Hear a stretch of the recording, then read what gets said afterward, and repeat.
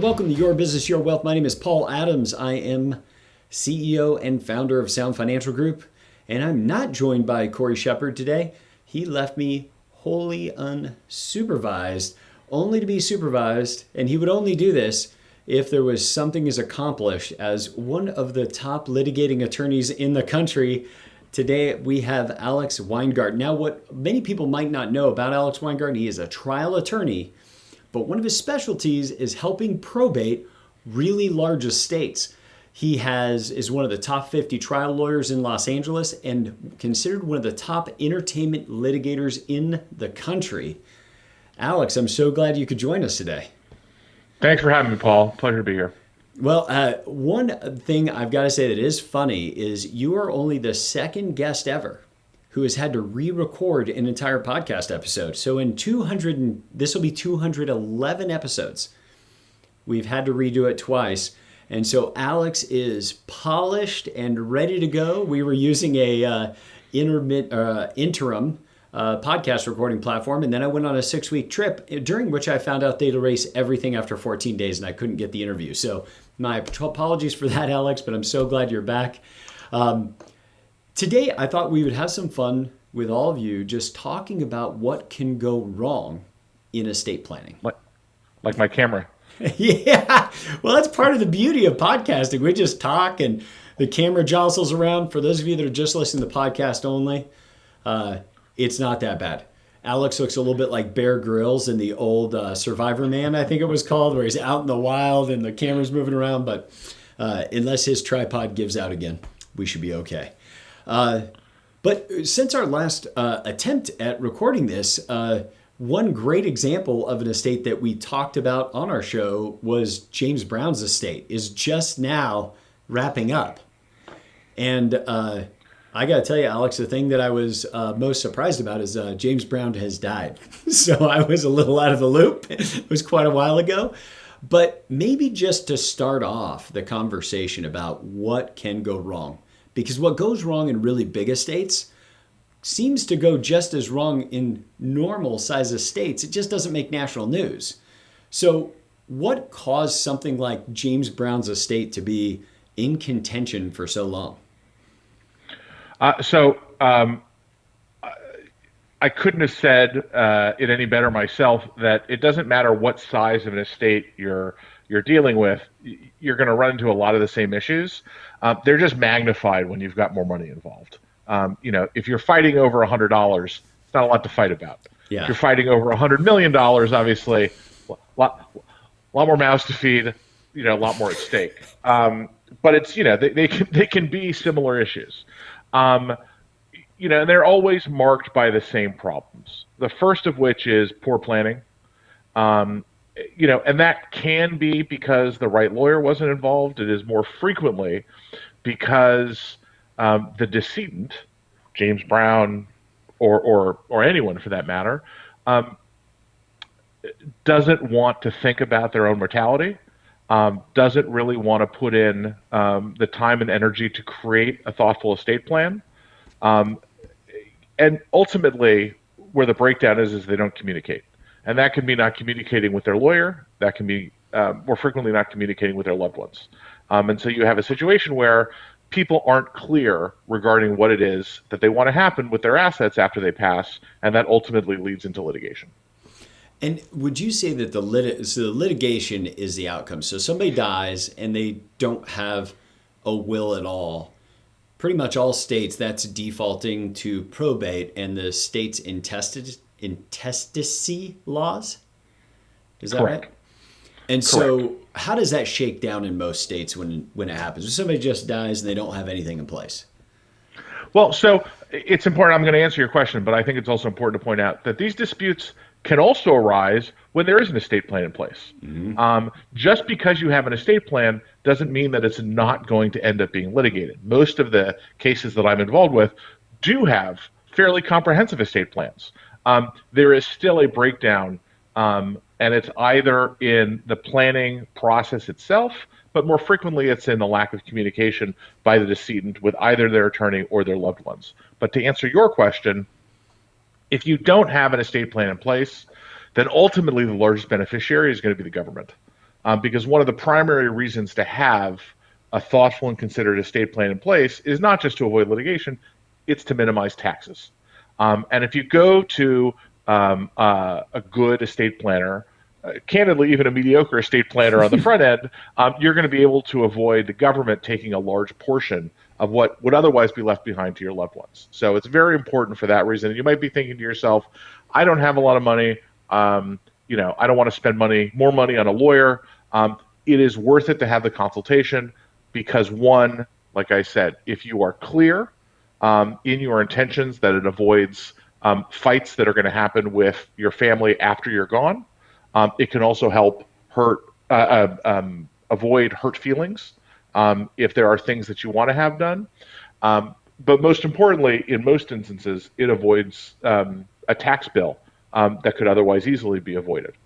So one, we've got the tax bill, which could be the death tax, which as we released in an episode earlier this week, talking about this new tax reconciliation bill and the fact that they're looking at dropping it from where previously a married couple with a little over 20 million didn't have to worry, and now they might very much have to worry and be in the estate tax realm. But so many people are unprepared for that because we have had like when I got in the industry years ago, Alex, the whole amount you could pass to your family without some amount of additional estate planning was $625,000.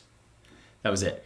And now it's like millions and millions. So when this starts dropping down, people who created their wealth in the last 5 or 10 years are going to be quote unquote estate planning for the first time because they never had to do the tax planning. So not only is the tax planning a concern that Alex is talking about, but then on top of it, it could be getting to be a much smaller window in which you have to start worrying about it from a tax perspective.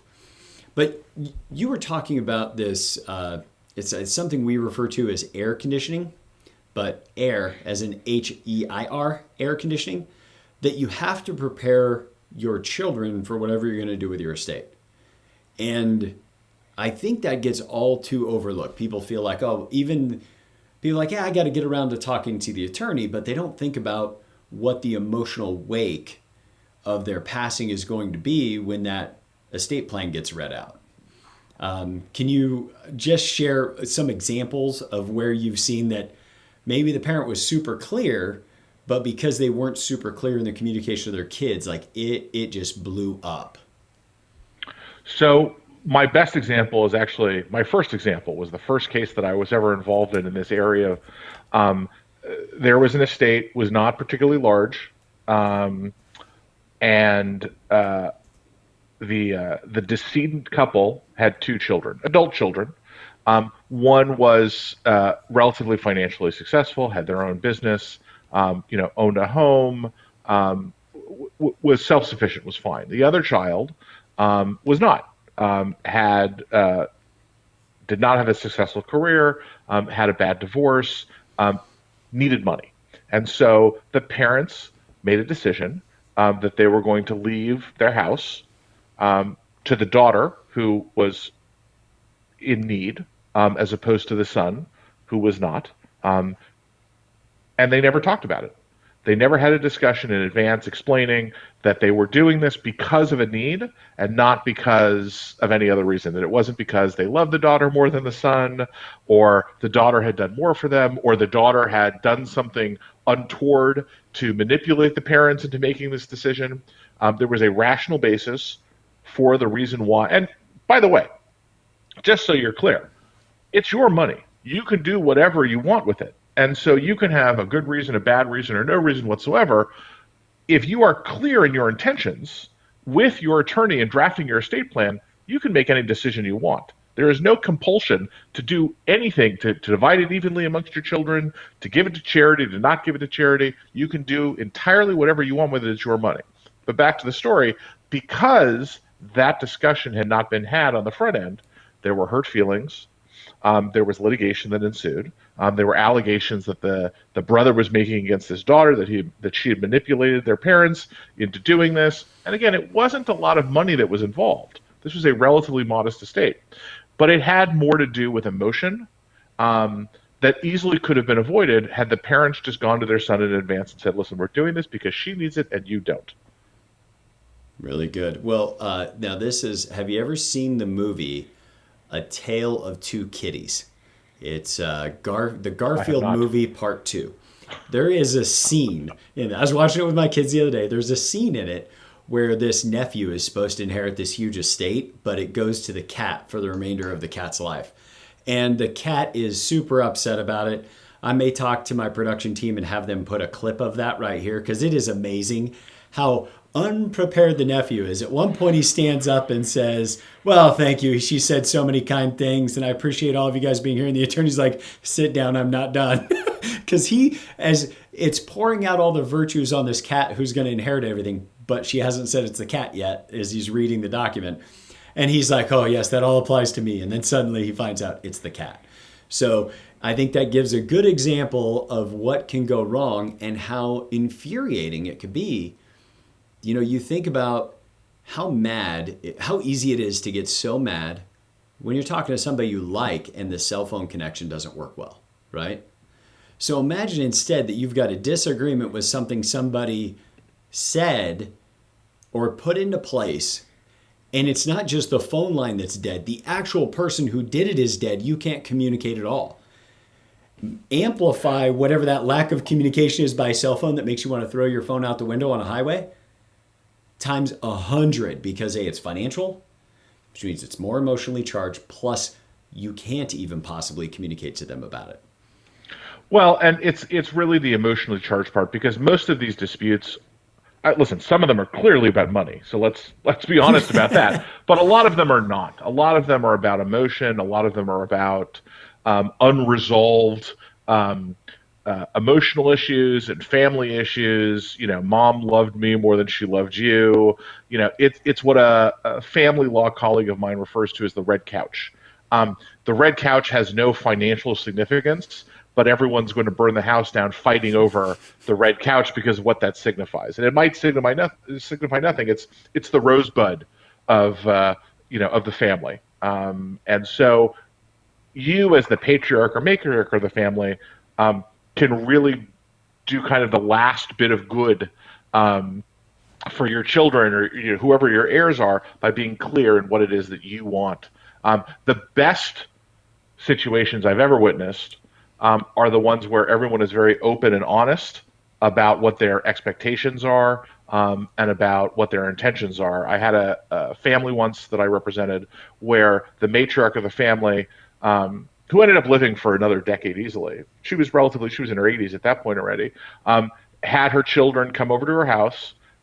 They cataloged all of the furniture in the house, all the assets. The financial assets had already been divided equally, but they went around the house and they kind of tagged everything, and they had a little lottery to decide who was going to get what. And it was actually what could have been a very awkward situation was actually an opportunity for the family to really share a wonderful experience, reminiscing about the memories that they had associated with each individual thing that they were going over. And that's really the point of having these family heirlooms, is because they remind you of special times you had together as a family. So if done right, it can actually be a wonderful experience. Well, and if just, I know I'm going to be asking you to give a very subjective answer here, but of the percentage of, let's just say, the high dollar cases, things that are worth, over a $20 million estate, where you've had to come in and represent somebody in probate or in a trust contention, any of that, what percent would you guess could have been entirely avoided in terms of court if there had been a conversation from the patriarch or matriarch of the family before their passing to just discuss through whatever the issues are in the estate planning before they found out after the fact? So for the cases that I'm involved in, typically, I would say a third. For the average estate plan, I would say 80%.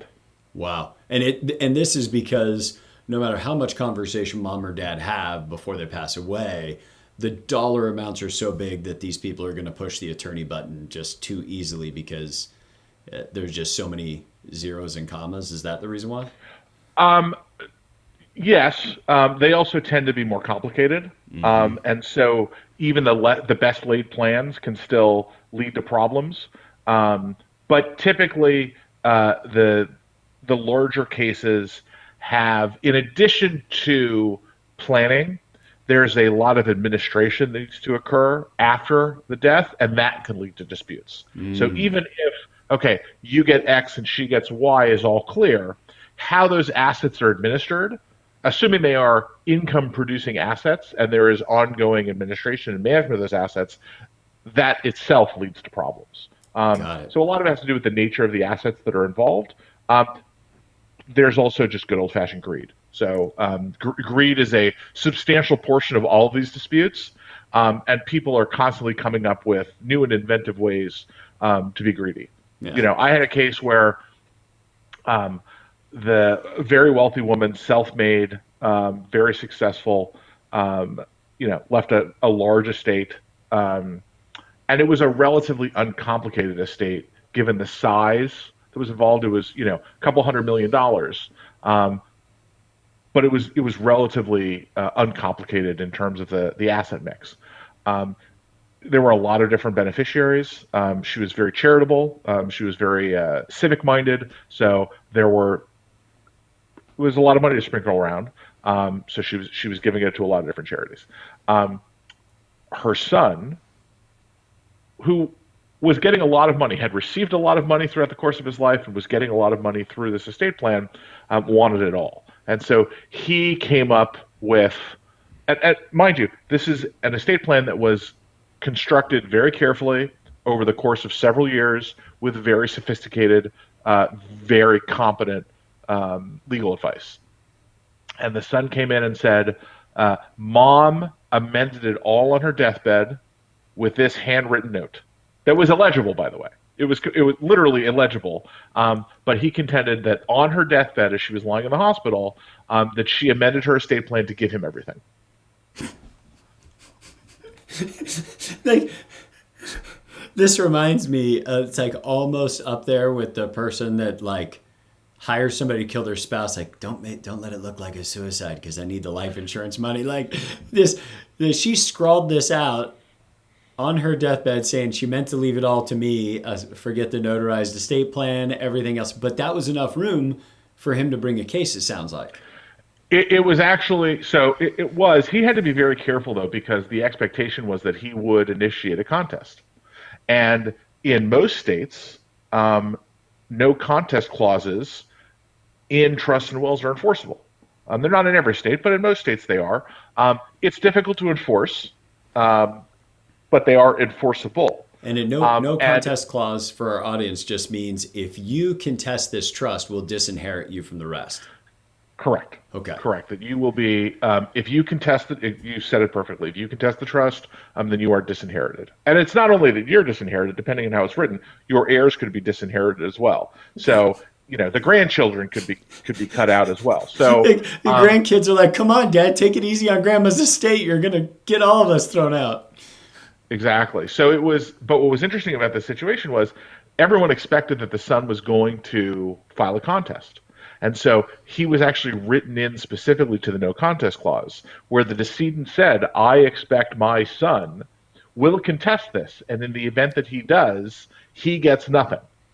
So he had a very clever lawyer, a little too clever for his own good, to be honest with you, but he styled his action not as a contest, but as a request for interpretation by the court.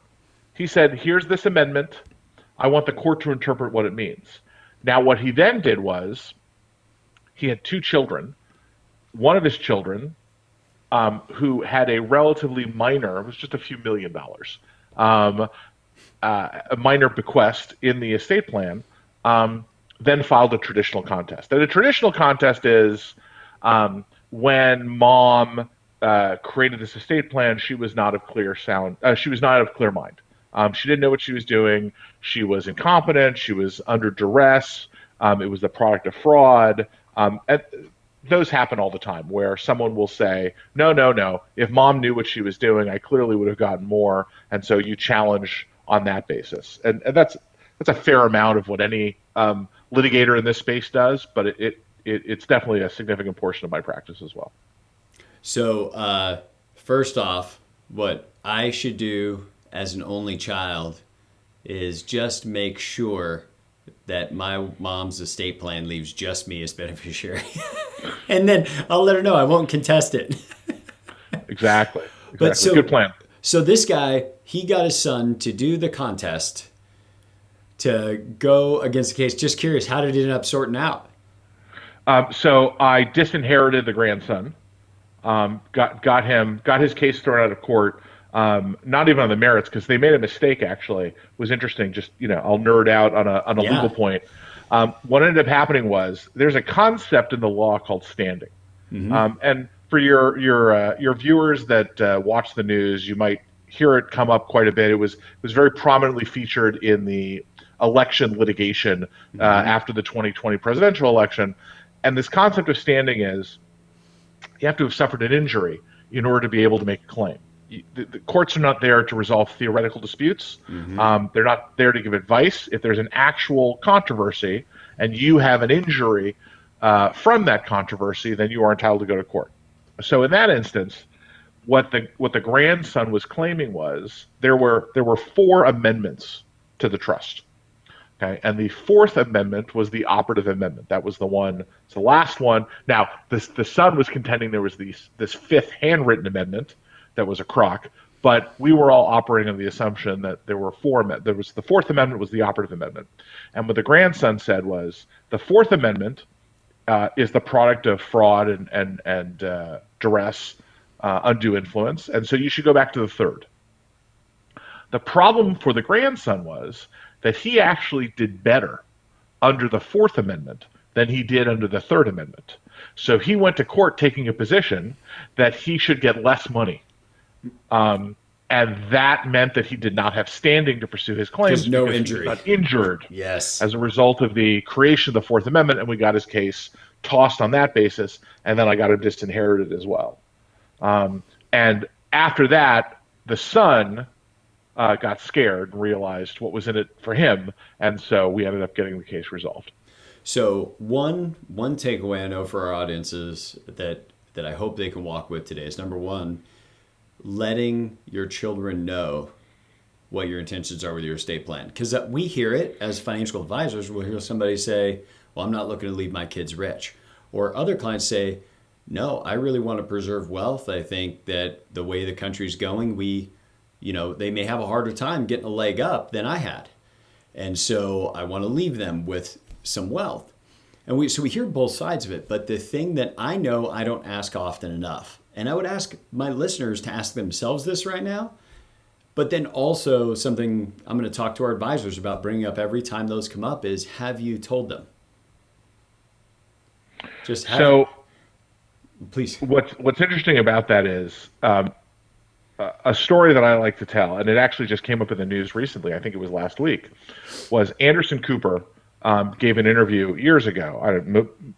Many people know, some people don't, that Anderson Cooper is Vanderbilt, a Vanderbilt. Yeah. He is the great-grandson of Cornelius Vanderbilt. His mother was Gloria Vanderbilt, who not only was an heir to the Vanderbilt fortune, but was also successful in her own right. She's a fashion designer.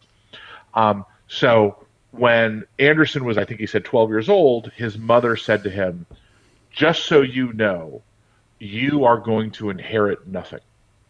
The Cornelius Vanderbilt fortune is gone, and whatever I make, you are not getting. If you want something in this world, you're going to have to earn it for yourself. And the reason it came up in the news recently is because his son is too young to have this conversation with. I think his son is 1 or 2 years old. But Anderson Cooper was recently quoted in an interview as saying that he is going to have the same conversation with his son. Because ultimately, although it was scary at the time, it was the best thing that he feels his mother ever could have done for him. And I can tell you, there's no right answer to this question.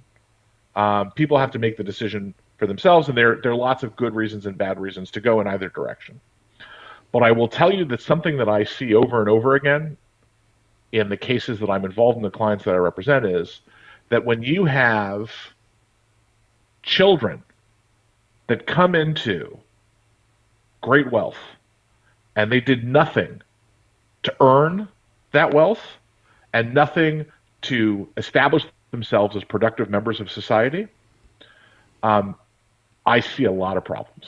A lot of problems. And I'm not just talking about little problems, and I'm not talking about problems that lead to litigation. I see, drug problems, alcohol problems, severe emotional problems. Not in every instance. There are certainly well-adjusted people that inherited a lot of money, and there are people that do a lot of good with it. Um, but by and large, there is a correlation in my experience between people who have done nothing to become wealthy and the problems that they experience in life. So just be Yeah. aware of the fact that even if you're giving people, and I'm talking about a lot of money, I'm not talking about, setting up your kids so that they, can afford to go to college or buy their first home. I'm talking about never have to work another day in your life or your children's lives or their children's lives. Um, because if you did nothing to earn it, I think it causes problems. Just one person's opinion. No, and not to take it too far afield, but have you seen the movie Born Rich, made in around 2003 by one of the Johnson and Johnson kids? I'm not bringing up another Garfield reference. I see you bracing like, is this going to be another cartoon? No, it was made by one of the Johnson and Johnson family kids, a documentary about all his friends who are also that third, fourth degree from, multi-generational wealth and what it's done to them psychologically. Have you had a chance to I see have that one? not seen it.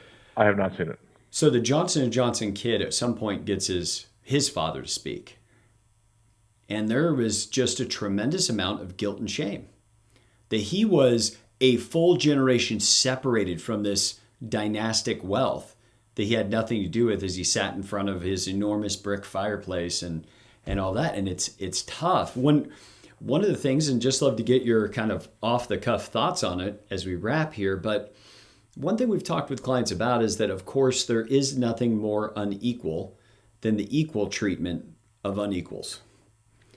And the idea being that, not every kid is going to be able to absorb wealth the same way or deal with it the same way. And having them consider adding a clause that's something like whatever they earn in income, they can release that much out of the trust each year. In theory, that person that figures out how to make a business and is earning $1 million a year, if they want to take $1 million out of the trust each year, they can. But if somebody else wants to be a pastor, or a guidance counselor or something else, they will make more money than any other pastor or guidance counselor because they're going to get to take out double the amount of money, but not be burdened with the tremendous amount of release that, say, the person that makes $1 million a year is able to take. Not that the trust splits at death, but then they're just drawing out. It's just how quickly they can access the capital. What's your what's So your that goes immediate back. thought? So I think that goes back full circle, and we're back to where this conversation started, which is it's all about communication.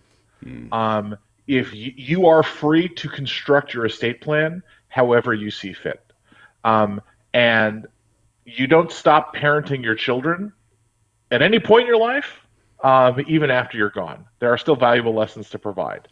And you know your children quite possibly better than they know themselves. And there is nothing compelling you to treat people equally whatsoever. And so what's good for one child might not be good for another. And that might be because one child, like I said in the story that I told about my first case ever, where one child needs it more than the other. The inverse could be true, where one child really would benefit from not having access to all that money, where others could take advantage of it in a responsible way. So there are lots of things that you can do that you need to communicate with your estate planning counsel and with your children about. And those could be, listen, you get money based on satisfaction of certain metrics. And those could be age-based metrics that you'll get it in stages, from age 18 to age 30 or 40 or 50. It could be upon completion of career goals. It could be upon completion of educational goals. It could be after you have children. It could be any number of things because, again, this is your money. There's nothing compelling you to do anything with it in a particular fashion. And so if you feel that your child coming into, your grandchild, whoever it is, whoever your heir is that you're designating with this, if there's something that would be better for them, in your opinion, um, then you're free to do it. There's nothing that says you have to give them a lump sum of money at any point in time, or that you have to treat people equally. So lessons learned today are A, get an estate plan, because otherwise you're going to give more to the government, either the local or people you don't intend to have it go to, or as we like to say, that judge always has a will in their top drawer for you. If you don't have one, it's just called the intestate laws. So get your planning done. Talk about your planning with your heirs.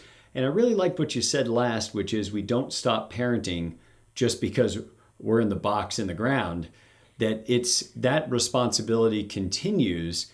And the same way you wouldn't treat your two kids who are unequal in stature or age or development, you wouldn't treat them the same in your household raising them. Why turn them loose and perhaps turn them against each other by just releasing it any old way, where you didn't plan for it properly, you didn't talk with them about it, and then you took the easy way out of just splitting it evenly and letting them fight. As you and I both heard clients say, I didn't get left anything, let's let them fight it out. And I think most people, if they saw the other end of that, and what they really leave behind, what they're finding is that their legacy. We often think of our legacy as the things that we haven't done yet. It's like, no, my legacy is, if I get killed in a car accident today, my legacy will be how I treated my family before I left the house this morning. My legacy will be the work I've done already, not the work I was going to do in 5 years. My legacy I'm putting behind me with every second of my day. And I appreciate all the hard work that you have to do. If I may, only because I think it would be of interest to our audience, what does your firm charge for your level of expertise when you're working on a case by the hour? $1,500 an hour. And that's why you want to have your estate planning done and talk to your kids about it, because otherwise your estate's going to have to hire somebody like Alex. And the only thing you hope is that the other side doesn't have as high dollar of an attorney as we have today here on the podcast. Alex Weingarten, so glad you could be with us. Any particular way you want people to be able to find you or reach out to you? So you can find me on our website, which is willkie.com, and you can email me at aweingarten@willkie.com. Very good. We'll make sure to get all of that in the description for our audience. Alex, so appreciate you coming back, recording the podcast twice and appearing once. And we hope for all of you out there who are listeners, I can't encourage you enough, comment, like, subscribe, give us a review on the podcast. And we hope that this has been a contribution to you being able to design and build a good life.